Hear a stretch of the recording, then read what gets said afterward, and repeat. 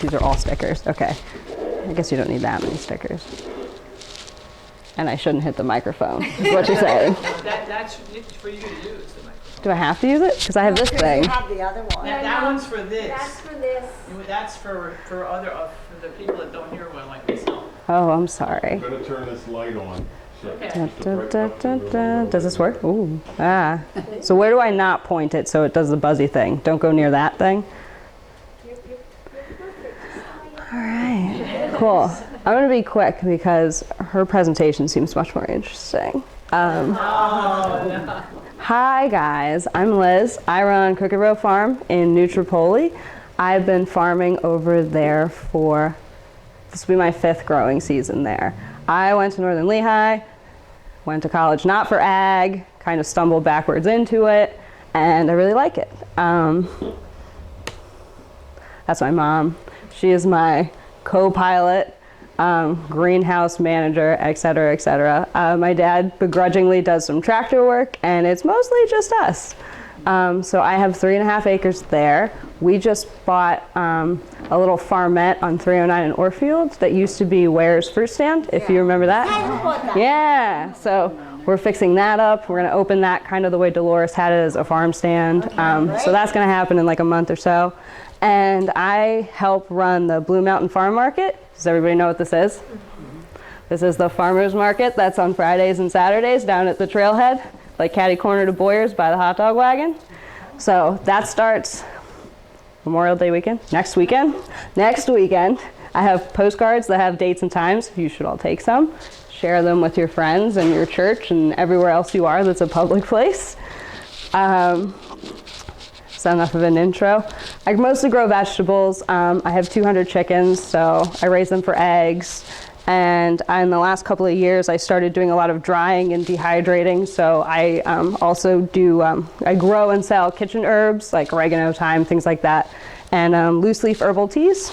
So I do that at the Macungie Farmers Market, the Trexlertown Farmers Market, the Blue Mountain Farmers Market, and a couple other places. I sell to a couple of restaurants. It's been really exciting. Every once in a while, people call me to talk about farming and food, so that's why I'm here. I've been really involved with the Buy Fresh, Buy Local movement in the county since I moved back to Pennsylvania. They are an advocacy group that helps partner local farmers with food availability opportunities, essentially. In terms of Blue Mountain, they helped us set up a SNAP program, so we can accept like the EBT access cards down there.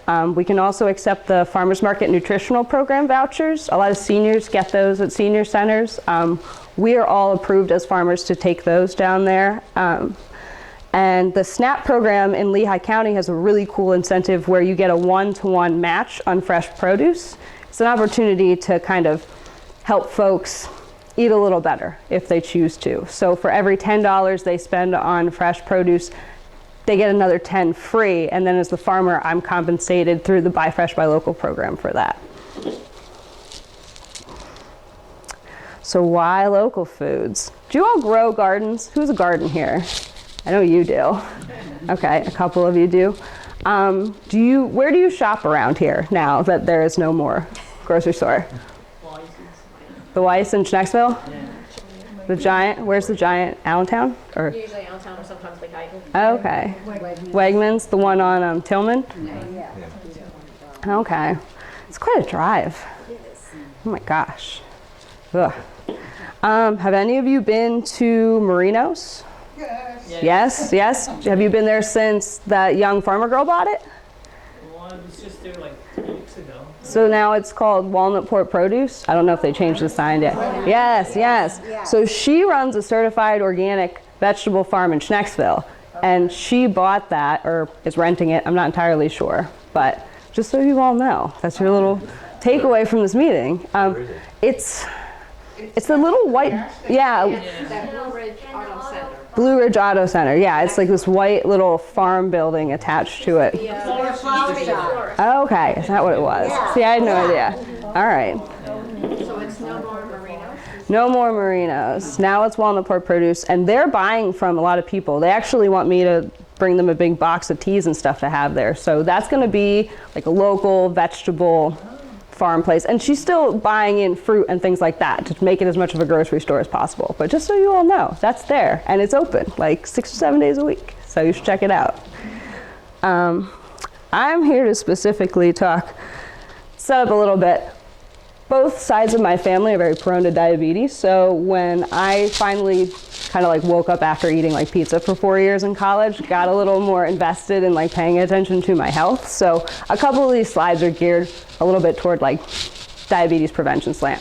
I see you have a talk on that in a couple of weeks. So good, this is a good precursor. And it's only a little bit about it, so it won't be too repetitious, I hope. But that statistic blew me away. 70 million people are pre-diabetic. And there's a couple of things that I've just, maybe you all know this. Like I said, just recently in the last 10 years, I've come into paying attention to my health a little more.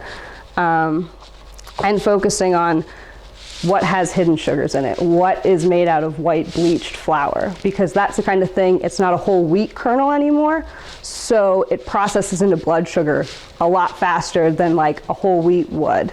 And that's, all of those things are adding all the sugar into your body and into your diet you don't really need, which is why I grow vegetables.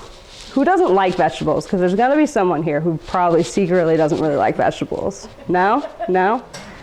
All right. Sometimes I do this like at community centers and there's like 5 or 6 people that are like, I don't like vegetables, which blows my mind. Because it's all about food prep, which is why I'm excited about her presentation in terms of canning and storing all of these things that I grow. So vegetables obviously not only benefit a diabetes prevention plan, but they help you with everything else. When you eat vegetables, you feel fuller. It helps control your blood sugar. It lowers your risk of heart disease. And this is not specifically just about vegetables. The second you cut a head of lettuce, or the second you break a kale stalk, you remove it from the soil, it starts losing nutritional value. So if you're going to a grocery store to pick up these things, you really have no sense of how long they've been sitting on that shelf, right? I mean, especially if they're getting trucked in from Mexico, Florida, California, and like I totally appreciate the convenience of out-of-season vegetables, I do, but you're losing so much nutritional value that that previous statement about like feeling full when you're eating kind of loses some of that value because your body knows it's missing things. Like you can be eating this giant bowl of salad, but if that giant bowl of salad has no more nutritional value because it's been sitting in a shelf for like 3 weeks, possibly longer, you're gonna wanna eat more again. And then you're like, this vegetable thing, it's not working. But that's where the local thing comes in. These are some other folks that I work with at farmers markets, or I run a CSA program. Does anybody know what that is? It's CSA stands for Community Supported Agriculture, and it's like a farm share. So people will sign up with me in the winter for me to bring them a bag of vegetables for 22 weeks from, I think I start May 30th, like through the end of October of this year. And these are some of the add-ons that I've kind of sourced from the Lehigh Valley. Pastured eggs, which I'm a little biased about because my chickens are pastured. They're out, they're eating greens, they're eating bugs. When you see cage-free in a grocery store, doesn't necessarily mean they're like outside. It mostly just means they're not in confined areas. They could put like a little cat door in their barn and be like, well, they can go outside if they want, and then you get the cage-free sticker, or you get the free-range sticker. Pastured, especially if you're on a, did any of you grow up on a farm? So pasture is really interesting. You don't just grow you don't just throw grass seed on the ground and that's what like horses and animals eat.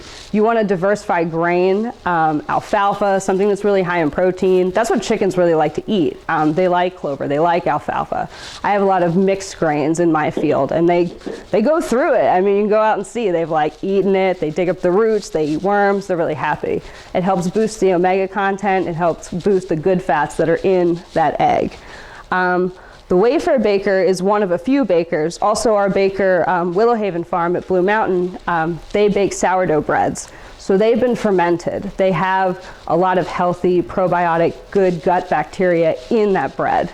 So when you eat it, it's partially digested already because of the enzymes that are in it, and that helps your body process it more. Hydrolyzed flour isn't supposed to be in your body, and if you know, like a lot of celiacs and people who are having gluten allergies, it's not necessarily that, it's the type of bread they're consuming. So if you've noticed anything like that, there's a lot of health stores with alternatives, but Wayfair Baker's a good one. Willow Haven Farm, like I said, we have that down at Slatington. If you want to try a bread and see if you notice a difference, it's a good place to start. Does anyone make kombucha? No. That's a fermented drink. You take green and black teas and you ferment it for a few weeks. It was big like 30 years ago, and now it's having like a resurgence. Another drink, it's really good in probiotics. You're letting it sit out, and as it's fermenting, it's getting this good gut bacteria inside of it. It helps with your stomach digestion. It helps with just general body imbalances, skin issues, chronic inflammation, all these sorts of things.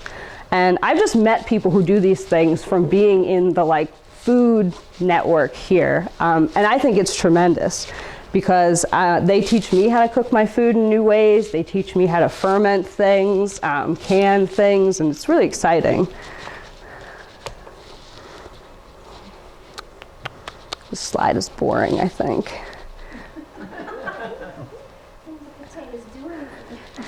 Those potatoes I grow specifically because they are high antioxidant potatoes. It's not just a regular starch. They have a lot of good antibodies in them. Blue foods specifically, like those potatoes, when you cut the blue ones open, they're blue on the inside too. And they're bred to be like a high vitamin potato. They have a lot of beta carotenes, a lot of vitamin C in them.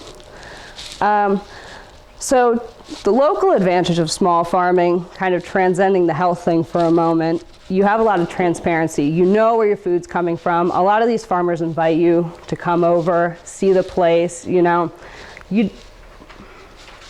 Food transparency was not a big issue to me until I was like in my early 20s, and you started seeing all these reports of all these people who say they're doing these practices, they're not doing these practices, and they're like duping people, right? It's awful.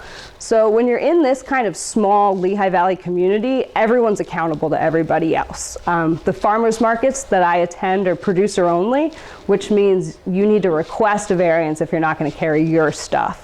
And it holds them to a higher standard of quality, you know, for a consumer. You want people to come and know, like, this is my asparagus, this is my peppermint. I haven't done anything to it. You can come see. And the farmers market managers are really good about kind of coming out, checking out the farms, doing a little vetting prior to, which I really like.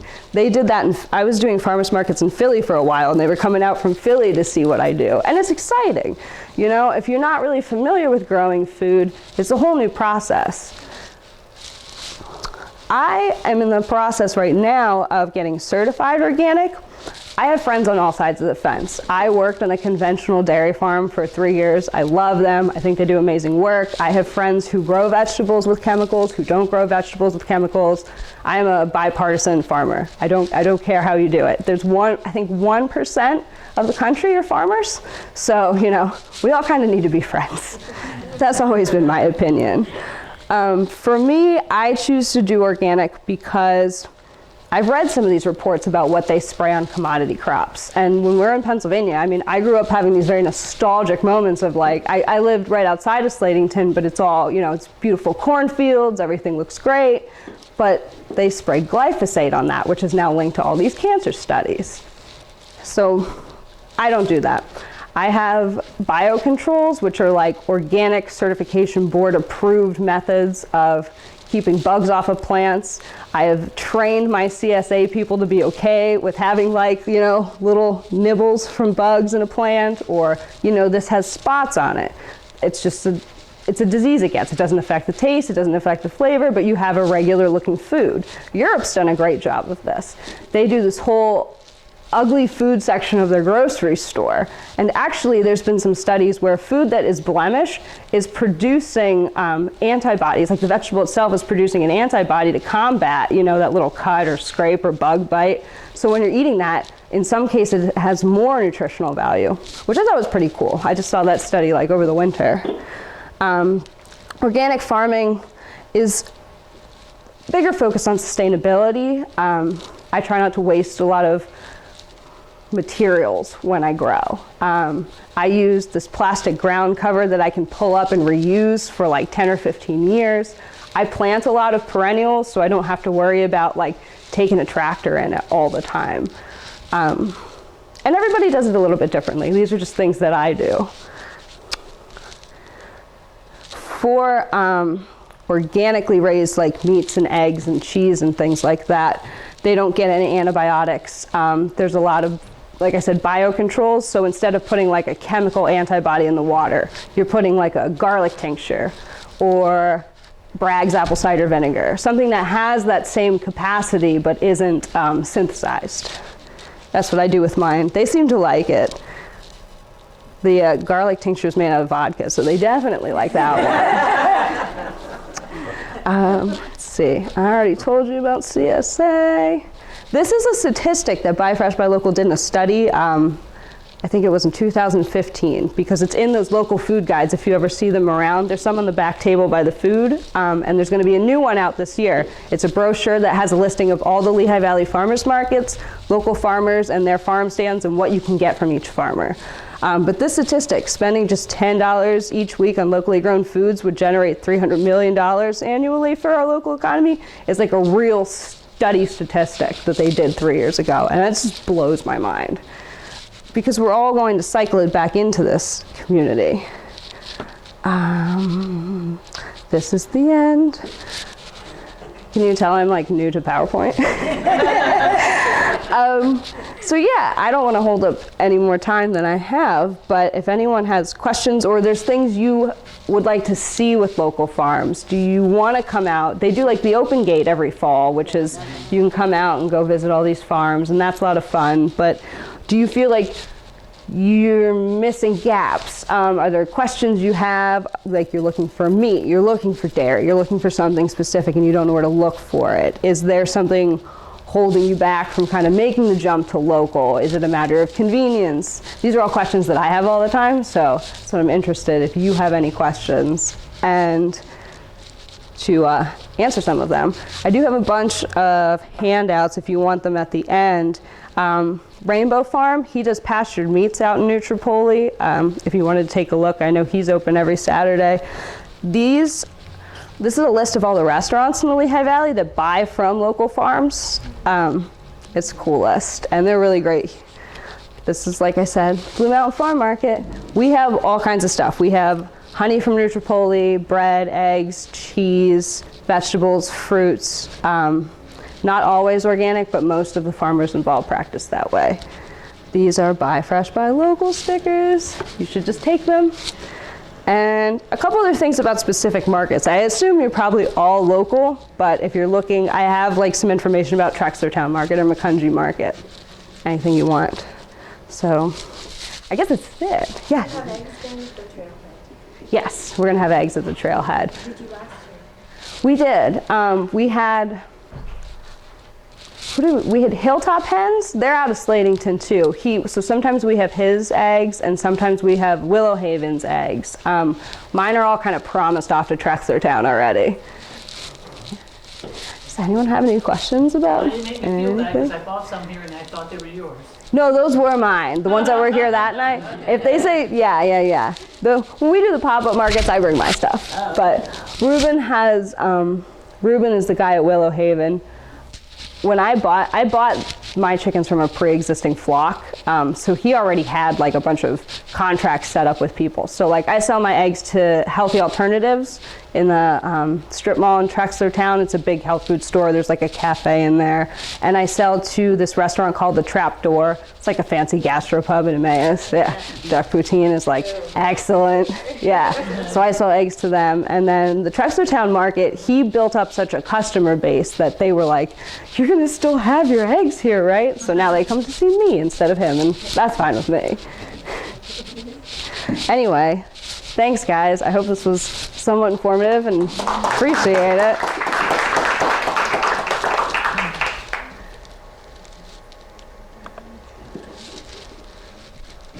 Did I close all of them now? I'm sorry. All right. Quick thing. Okay. Also, Let's get, get yours out. Right there. I hate laptops. Oh, this one.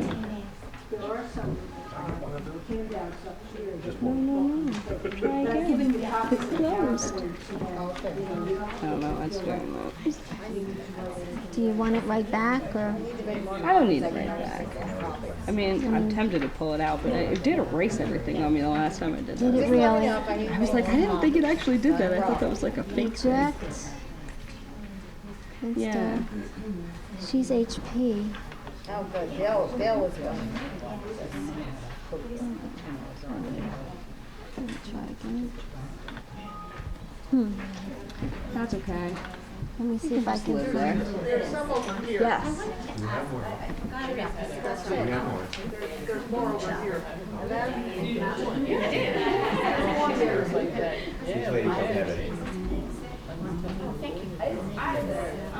My friend Gary, he runs Lehigh Valley Kabucha. So we always sell it. We sell it in the wine bottle size down.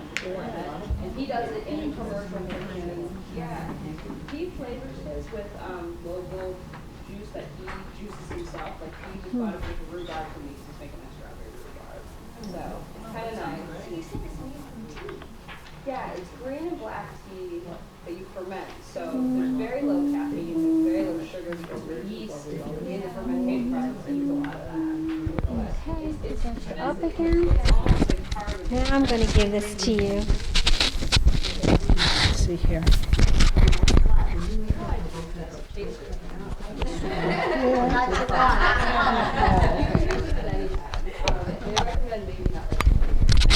Just clip that to your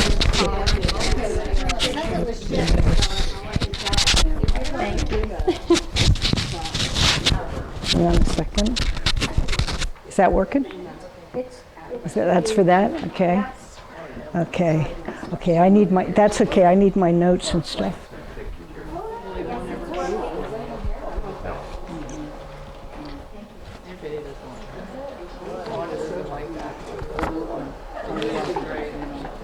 Okay.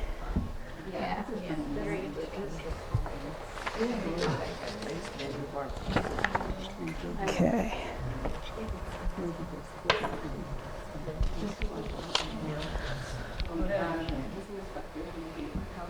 Okay, I always need to use my notes or I'm going to forget to tell you something about whatever's on these. The slideshow itself was actually made by the University of Missouri, and we use it like all across the country. All the extension offices use the same presentation to give us some consistency and, you know, to make sure we cover everything that's there.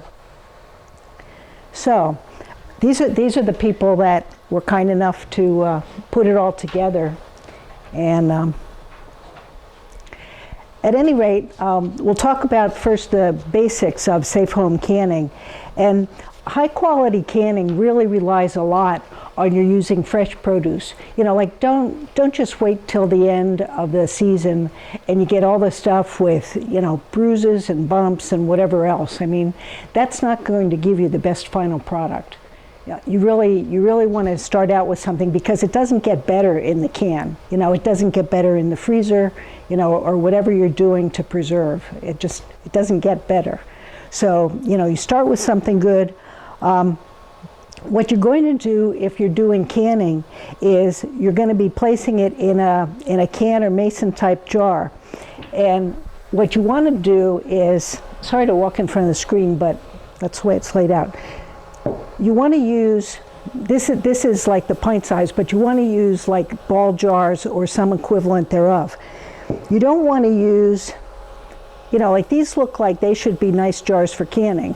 You know, they say Atlas Mason, you know. Well, these are not meant to be reused. Okay, this is where pasta sauce came in, Classico pasta sauce. But it's not meant to be reused. It's really a one-time jar, and that should be the end of it. And the same thing like with these. This happens to be Bowman's apple butter. You know, and they're really nice jars, but they're meant for one time. They're not meant for you to take home and then use for canning. I mean, I think when I was a kid, my mother probably did some of that with jelly and everything, and actually the jelly got wax on top, so that's the way it was sealed, you know, back in the 50s or whatever, you know, and it was all good, okay? You don't do that now, okay? That's back in sometime like, I think it was 1992, food science got involved. Am I going to be screwing this up? Yeah. Food science got involved in home food preservation. They just tried to make it a safer thing for everybody. And so since then, they've developed a lot of recipes and everything to help the home food preserver. So if I miss saying anything, it's probably okay because I gave you handouts and so I won't miss a whole lot. But what's going to happen is when you're canning, whether you're doing hot water bath canning or whether you're doing pressure canning, you're going to develop a vacuum seal in the can itself, in the jar and the lid. And it's going to prevent recontamination of the food, and that's what's really going to, you know, be able make it able for you to be storing your food. So the canning method really depends on the kind of food that you have. Now, this chart always confuses me a little bit because I would actually flip it the other direction. The pH of food is what's going to determine if you're going to be using water bath canning or pressure canning. And the pH actually means potential of hydrogen. And so, like, it's a numeric scale that's used to specify the acidity or basicity of an aqueous solution. Now, normally we think of 7 as being neutral, like water. Untouched water is 7, okay? And so normally we think of something less than 7 as being acidic and something greater than 7 being basic. But when it comes to food preservation, we actually use a magic number of 4.6 pH. And if it's lower than 4.6, then it's going to be considered acidic. And if it's higher than that, it's going to be called low acid. And basically, when you're looking at the 4.6, actually, let's go back to the chart because we can read this then too. When you're looking at the 4.6, which is about here, you'll see things like all of your fruits and pretty much like lemons and those kinds of things are all, you know, acidic foods. When you go above that number, and that's why I would typically have this reversed, things like pumpkin and corn on the cob and peas and carrots and all those things, those are low acid foods, and meats and seafood and all those are all low acid. So that's why it's necessary to be using a pressure canner for those items. Now, tomatoes, a lot of people think that tomatoes have changed over the years. They think that it used to be that all tomatoes were more acidic than they are today. And that's not really true. It's just that tomatoes are sort of borderline, and depending on how ripe they are, or even, you know, the variety is going to change a little bit. But they sort of hover around the point of, are they acid or not? And so many of the recipes that you make using tomatoes, you'll end up having to add a certain amount of lemon juice or vinegar to, in order to have the product that you want, in order to preserve it the way you want. Because it's trying to get it to the acidity that you want to deal with. And say, for example, then you can use water bath canning and not have to be considering something else. When you do things like, say, say, for example, you wanted to can salsa, you want to be really sure to be following recipes, because if you're adding, say, too many onions compared to the recipe, you're going to screw up that acidity level, and you're going to put it out of the range of where it can be safely canned. You know, so at any rate, that's the basics of what's going to be the determination of which way it goes, hot water bath or pressure canning. Things like figs, those are also another, we don't grow figs here, so at least most of us don't. I have a friend who grows a few, but I don't think she grows enough to consider canning them. But they're another borderline thing. Now, something you can safely can in a hot water bath is sauerkraut, and that's a fermented product, and by itself, if it was just cabbage, the answer would be no, but since you've fermented it and it has developed the acid, it is a safe thing to can. Although personally, I like to freeze it. I make sauerkraut. I don't make that much. I do maybe like 25 pounds of cabbage. So I'm not making barrels of it or anything. But I personally like to freeze it. I put it in like 2 or 3 pound bags, and into the freezer it goes. So, another thing that you can safely do is pickles in a water bath. But again, you're following the recipe to come up with what you need. Oh, and something I find interesting, lemon juice itself is actually 2.2 on the pH scale, which is really, really low. And the other thing concerning it, I have a bottle over there. If a recipe calls for vinegar, you don't use homemade vinegar because that's an unknown. You use like a bottle like the Heinz, like I have sitting over there. That's a given percentage. I think it's 5%. And that's, if it's calling for vinegar, that's what it's calling for. Not your homemade, whatever, goes on your salad that you make. Not to say that it's bad, but you just don't want it in your canned foods. Okay, so now we have 2 types of approved canning. So we have the boiling water canning and we have the pressure canning. And again, depending on what it is you're trying to do, is going to determine which you use. How many people here pressure can? And how many do boiling water can? And okay, so before we go any further, something that I need to tell you, okay? The only recipes we can recommend come out of either So Easy to Preserve, which is the University of Georgia, and they have a nice website, I might add, or the USDA home canning things. I understand that a few years ago, the University of Georgia got some more funding, so they're able to add some more recipes. When they do things, we also used to recommend the Ball Blue Book, but I was told a few months ago we're not supposed to recommend it anymore. I think they've added a couple things in the newest versions that the universities aren't approving. What happens is, I'm not exactly sure why, because I'm sure they have some testers of their own, but down at the University of Georgia, they do extensive testing, and what they do is, when they have recipes or whatever, they'll actually have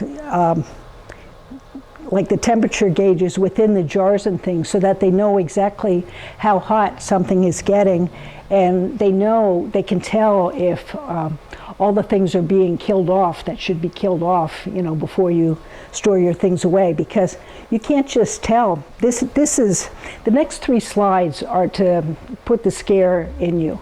And rightly so. It's intentional, but it's intentional for a good way, because it's the way people can not only get sick, but they can actually die from their home canning products.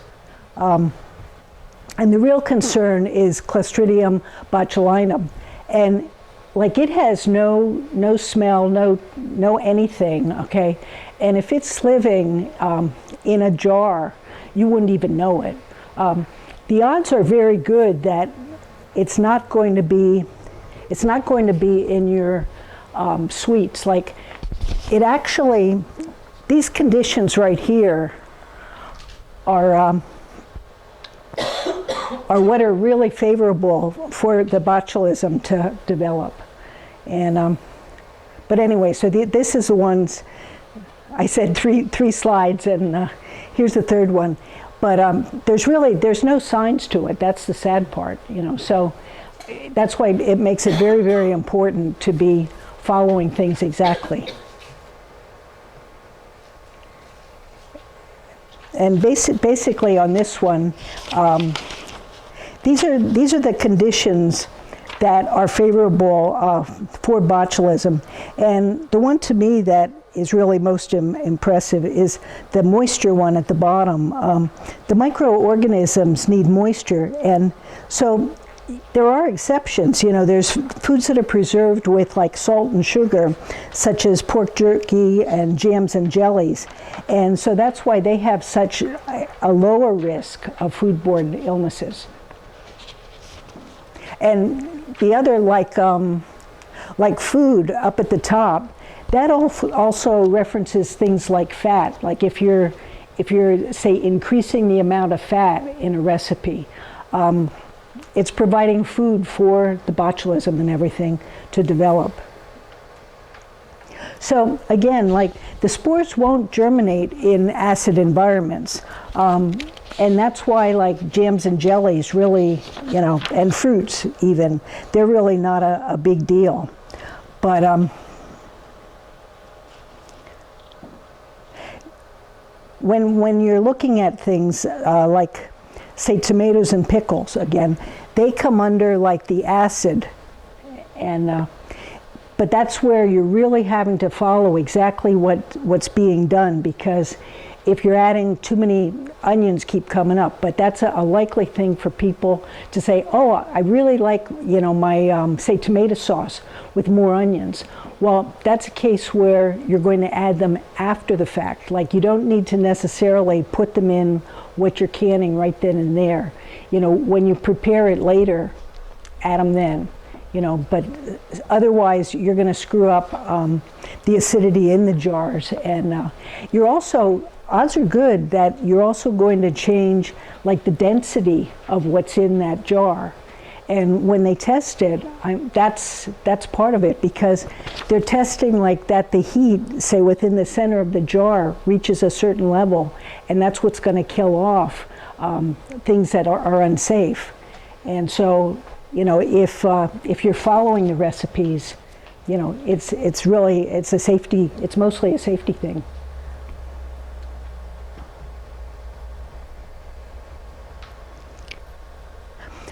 These things, this is really important, okay? The food really has to be properly prepared, and one of the big things is, like, if it says to chop it into 1-inch pieces or whatever, you chop it into 1-inch pieces.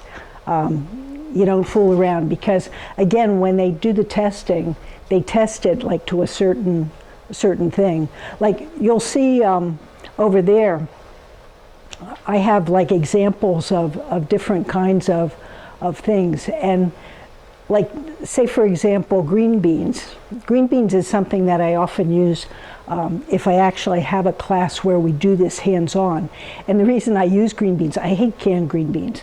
I mean, we had those, no, we used to eat those in the 50s and 60s, you know, I mean, you know, that's, except in the summertime when my father had them coming out of the garden. Otherwise, you know, you ate those.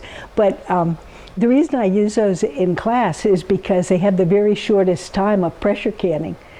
They're like, I think they're 20 minutes actually under pressure, whereas most other things are like 40 minutes minimum, and that's after you get it up to pressure. Okay, then you start counting, and so green beans are the example. But again, like all that stuff, they usually give you some variation of whether you know, it can be this size or it can be that size, but it's generally different recipes that are telling you. The other thing is, you really need to know that, like, say your canner, especially like a pressure canner, you need to know that it's accurate. I could have brought a tester tonight. At the extension office, we have a tester that we can test your gauge. And it's a very simple thing to do, and if it's off just a couple of pounds either way, you can adjust for that. But when it gets beyond that, then you just replace the gauge, and they're not that expensive to replace. But you know, you need to know to do it. And you know, you need to know, for example, the rubber gasket and things that are on the bottom, you need to know that it's sealing properly. You know, there's just things like that that you have to be aware of. And one of the handouts that I have over there for you is from Presto, you know, and they tell you the types of things that you should watch for. Also, you really want to pay attention, like if it's telling you that you should, say, process something for 30 minutes, you process it for 30 minutes. And when you're done processing, and this is true like either way, whether it's water bath or pressure canning, after you're done, like you actually let them sit in the canner for like 5 minutes. Okay, and that's actually part of the timing. That's an additional accepted thing that you have to do. Okay, so here they're pretty much telling you how they figure this out at the science lab, you know, but they're very specific. Like they'll always tell you, okay, if you're doing it in quart-sized jars or pint-sized jars or whatever, if you change size jars, no, you know, you don't go to a bigger jar. If you went to a smaller jar, you would still use the same time, because otherwise you're just guessing at what time it should be. How long should it be processing? So that, you know, it's the rules of what it is. So so again, like you follow the directions exactly. You really have to be careful about like adding extra sugar or fat or having pieces larger than they're telling you, or adding thickeners, because all of that just changes the density of it, and it's going to screw up, you know, whether you have a safe product or not. And, you know, you may get away with it. That's the thing. I mean, just because you've canned something doesn't mean there's bad stuff in there all the time. You know, there probably isn't, but you don't know that, because again, like you can't see it. Another thing that affects what you're going to do is your elevation. And there's a map out on the Penn State Extension site, so that you can see exactly, you know, you may know what your elevation is. But if your elevation is, you know, say greater than 1,000 feet, you're going to have to change. And here we typically don't have too much out of that, but you know, you do need to change the time based on what your elevation is. Okay, so for equipment, and I brought stuff, if I can find it.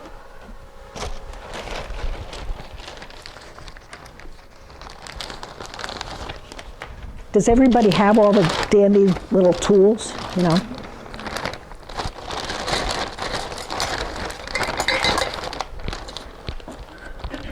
Jar lifters are great.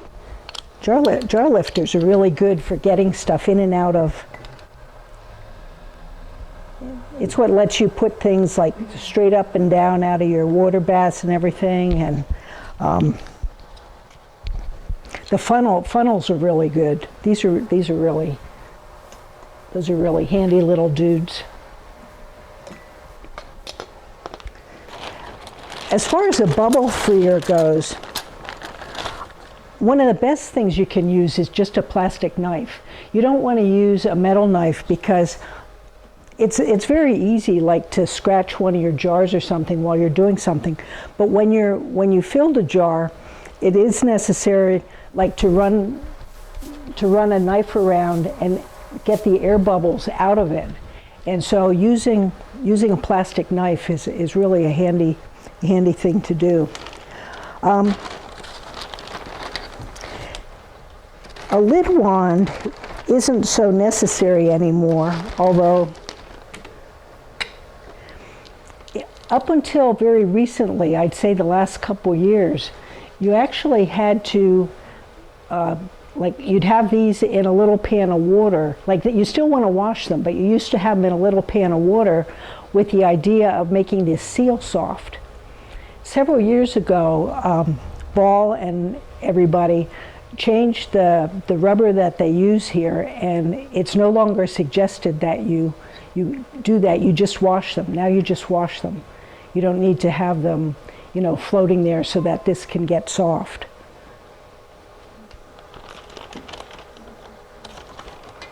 Clean cloths, usually I end up using like a roll of paper towels. I find that those, those do the job for me.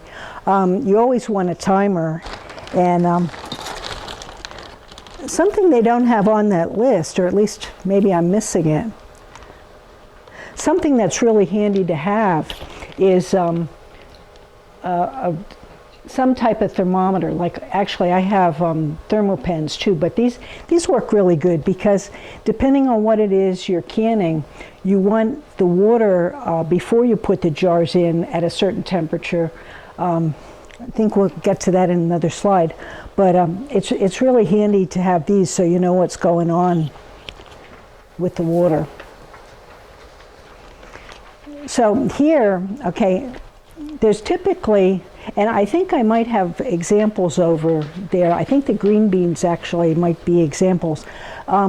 There's either raw pack or hot pack of foods. And raw pack, of course, it sounds like a simpler deal to do because you're just going to be putting the food in and then you're going to be pouring a hot liquid over it. And you want to pack it firmly, and you still need to like try to get air bubbles out and make sure that's not.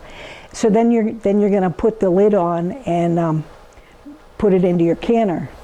So the other choice is like a hot pack, and this actually is the preferred method for a lot of things.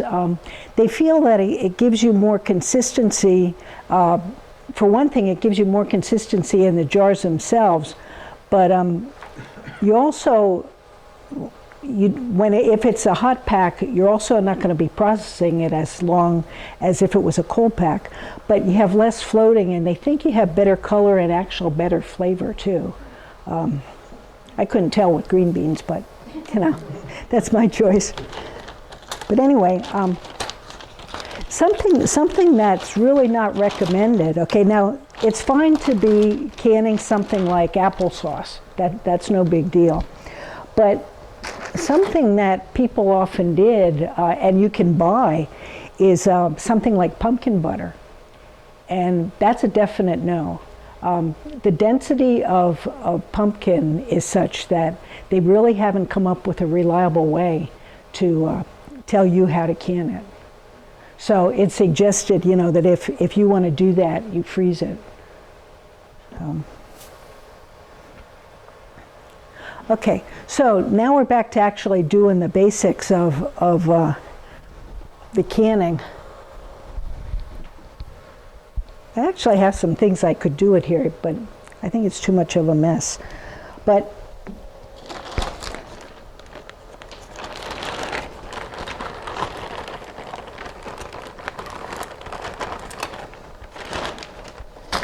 okay, so when you're filling a jar, okay, the head space is going to be, like whatever's at the very top.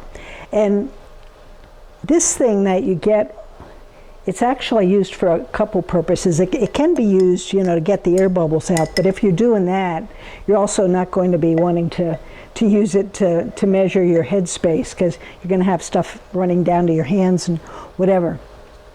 But typically, like jellied products are a 1/4 inch head space, and you kind of get used to seeing it. Like say on this jar, for example, that first ring is actually the quarter inch, and then fruits and tomatoes and pickles are typically a 1/2 inch, and that gets a little trickier as far as eyeballing it, but. And then when it's low acid foods, pretty much of any kind, it's typically 1 inch to 1 1/4 inches. And that's what you'll see like on the jars over there. If you've done it right, it's going to be, even when you're finished after it's processed, it'll be pretty close to that 1 inch and 1/4. So if you give it too little space, what can often happen is exactly what you're seeing there. It just bubbles out and whatever else, and you're not going to have a good seal. It's not good. If you have too much and the stuff floats down, odds are also good that you're not going to get a good seal, because there's too much air that it's having to get rid of, that's having to force out, and can't do it. So as far as jar washing and everything, these things don't come cheap, you know. So you're gonna save them and reuse them, which is fine. I mean, that's what they're meant to do. And you can get new lids. You definitely want to get new ones of these. I mean, they sell little boxes of them that have, like, say 10 in it or whatever. A good way actually to wash them, though, you know, is just to put them in your washing machine, in your dishwasher, you know, and have them do that, and then just have them there warm when until you're ready to process, you know, and it's kind of a good way to keep them warm while you're doing that. So, okay, so let's see. I feel, without the stuff to pour in here, I feel a little odd. Okay, so we would use the little spout, you know, and fill it up, and you know, try to get it to where it's supposed to be. And then what you really want to do is, like, use a wet paper towel, and you're going to wipe off the very top of this. You do it very carefully, but you want to get that off, because when the lid is on, and you tighten down. Let's see if we can do this.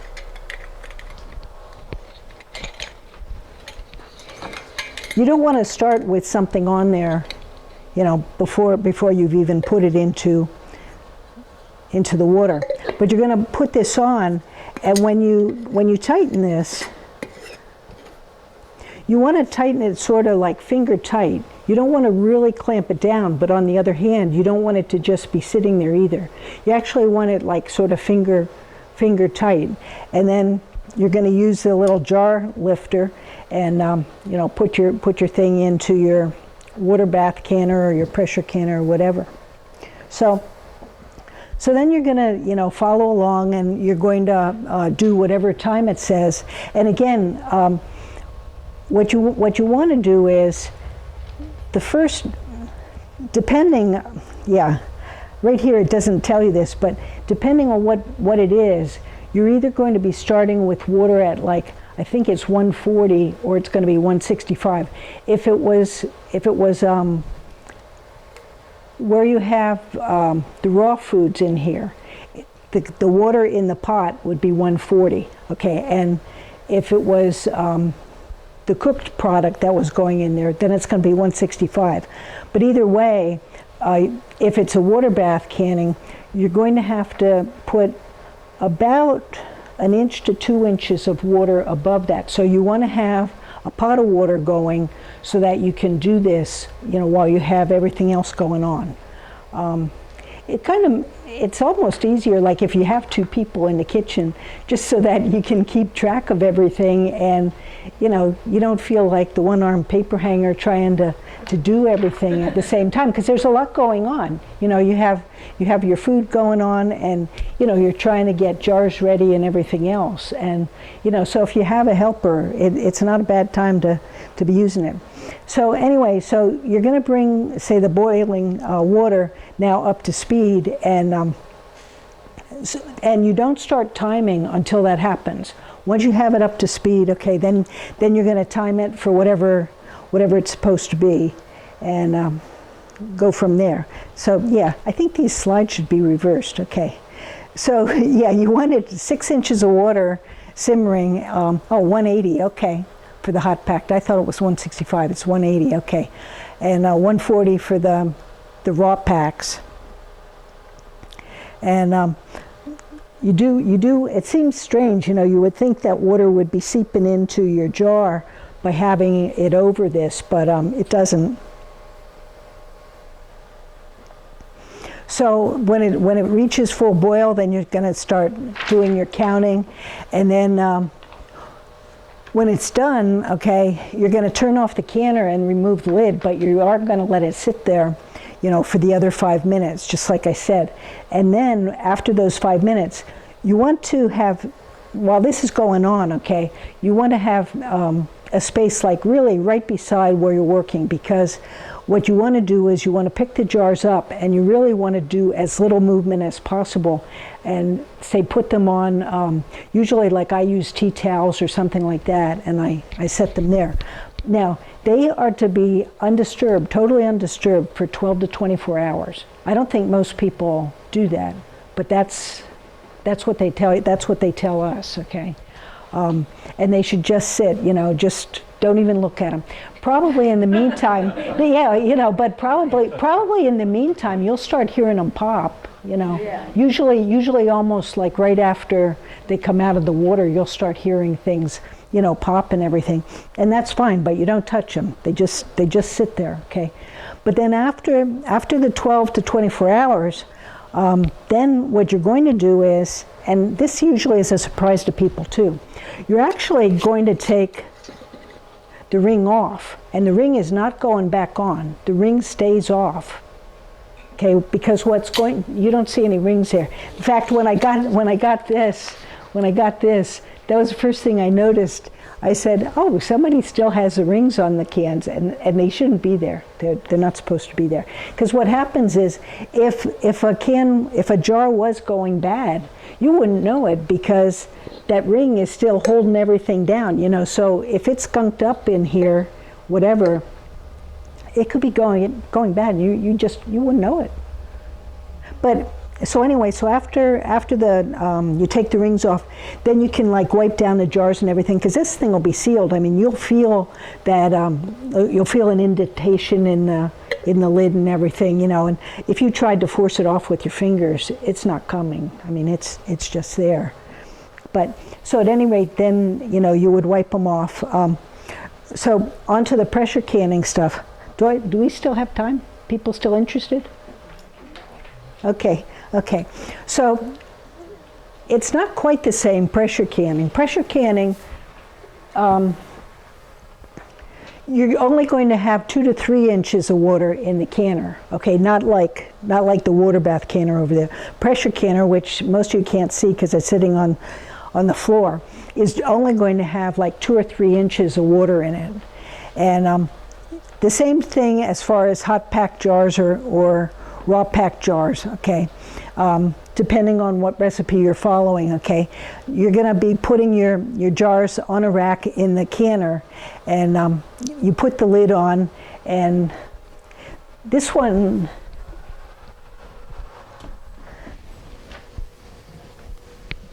okay.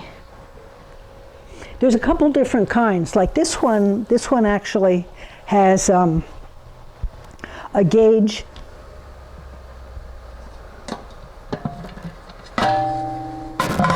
A gauge and this petcock here, okay? There are some that the whole control actually is based on like a weighted gauge. Like they might be 5, 10, 15 pounds weighted gauge, and you won't see like an actual gauge like that at all. It doesn't exist. But that's just a different kind of canner. So anyway, so you put the things in. You're going to put the lid on the pressure canner, but you're not going to put this on initially. Initially, what you're going to do is you're just going to let the thing vent, and it'll probably take it about 10 minutes or so before you're going to get a steady stream of steam escaping. Now, you don't want to let it go too long, or you might evaporate everything you have in there. But you do want to let it go until it really starts streaming. And so then you're going to put that on, and so now's when you actually start your timing. And again, if you have an altitude adjustment, you need to do that. So, okay, so now you let it go. You let it do its thing for, it's 20 minutes or 40 minutes or however long the pressure canning. If it ever stops, it's supposed to rock, like usually like it'll rock gently, like maybe, 2 or 3 times a minute, But if it ever stops, what has to happen is you get it back up to speed again, and you start timing from ground zero again. Because you've lost the pressure, and the real point here is you're going to be getting a temperature more like 240 in instead of having 212 like you would if you're boiling water. Okay, under a pressure canner, it's going to be, say, about 240. So, yep, you start from the basics again. So you pretty much don't want to walk away from it because you don't want to know that it stopped or whatever, you know. So, yeah. Okay, so yeah, so when the timing's done, turn off your heat, and you're going to let it drop naturally. You're not going to want to quick. I don't know if you use a pressure cooker for anything other, you know, and like sometimes if you're actually making a meal or whatever, you can quick cool it by putting the pot in cold water, you know. Well, that's okay if you're doing beef stew, but you don't want to do it if you're canning something, because part of your timing actually is the cool down process of it. So you let it come back down to 0. So then when it's back down, okay, now you can take this off. But here again, now you're going to wait 10 minutes. And all this is part of the time that they've built in with the testing. So when the 10 minutes is over, now you should be able to take the top off, and again, you want to, you know, take the jars out very carefully, you know, and set them there. And again, you wait 12 hours before you check anything. So, seems like there was something I was going to tell you in there, but.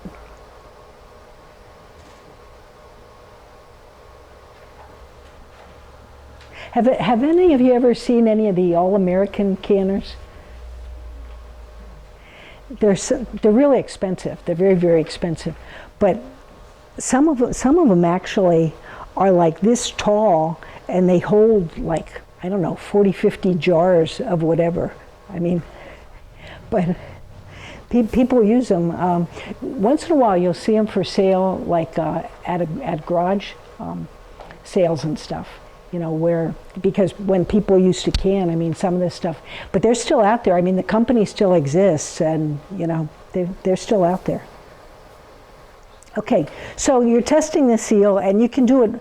I've never been very good with the spoon method. Supposedly, you know, you tap on it, and it makes a real nice ring to it. I mean, I don't get that, but you know, but I don't have a problem. You know, like you can feel the jar, you know, and that's fine, you know, and you've heard it pop, you know, you do a lot of that, and but hitting it with a teaspoon, just, I don't know, I don't hear it.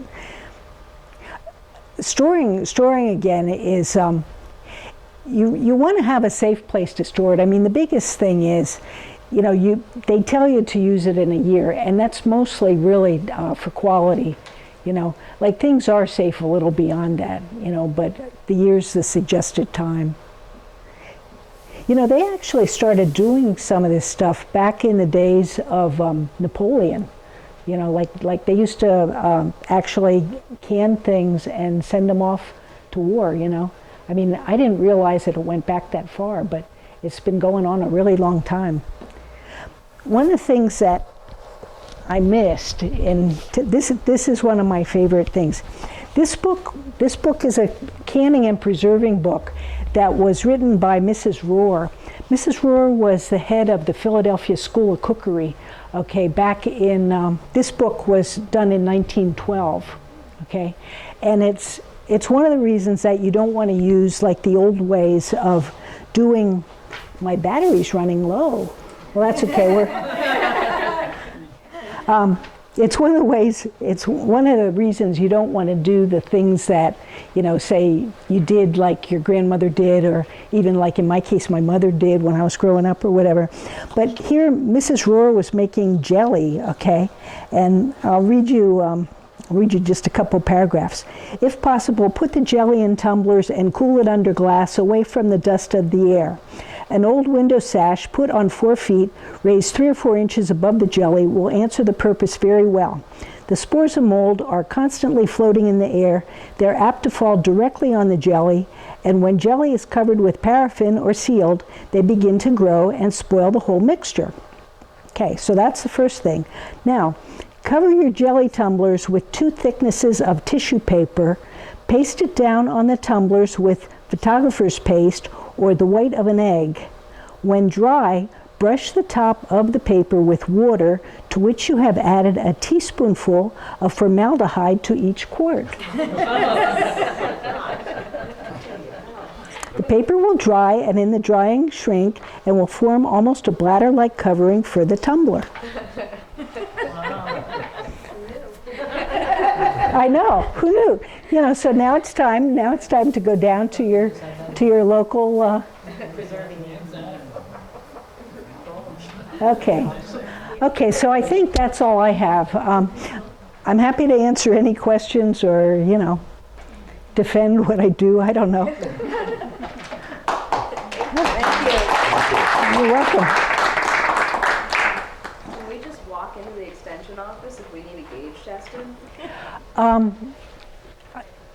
Not exactly, only because like I'm the one that does it and I'm a volunteer. But if you email me or call me, one of two things. You can either drop it off and pick it up later, you know, or I can meet you there, depending on when it is, you know. I'm happy to. I'm not that close to it, but you know, like I find a reason to go through, you know. And you know where Extension is, right on. Yeah. Also, they also have some pretty nice handouts that were done by the Penn State people out of State College. They're the ones who trained us. What happened is about probably a little more than 5 years ago, they figured out that they were losing some of their employees that, you know, had been trained in this, you know, they're full-time employees. So they looked around the state and asked for volunteers from different counties, and they had like 20 of us come out, and we spent like a week they used their food science labs, you know, and we did stuff like all day long, you know. Yeah, so it was good because, you know, we got a lot of hands-on things, and it also gave us a lot of contacts, you know, of other people to talk to. So, yeah, so it's been good. It's been good. But Louise, I have a question. yeah, At some of the farms that I'm thinking particularly the Grimm's Farm, because I have taken the grandchildren there with their fall festival. They do have canned goods on the shelf for sale. How do we know when we buy things like that? I don't buy it. I mean, you know, because I don't know. I don't know what they're doing, you know. I honestly, but that's my own, you know. If they're doing retail, they're supposed to be doing that in a certified kitchen that like an inspector has. They're supposed to be. Yeah. I mean, you can ask them and see if their face goes black. Yeah. I wouldn't buy it, but I just wonder if you Right. can even sell it. Well, I think personally, when you buy anything processed, grocery store or not, I mean, you get so many recalls of food products from commercials. You know, it's no matter where you go and what you get, you take your chance with it. Look at Aunt Jemima, they just recall Aunt Jemima of all people.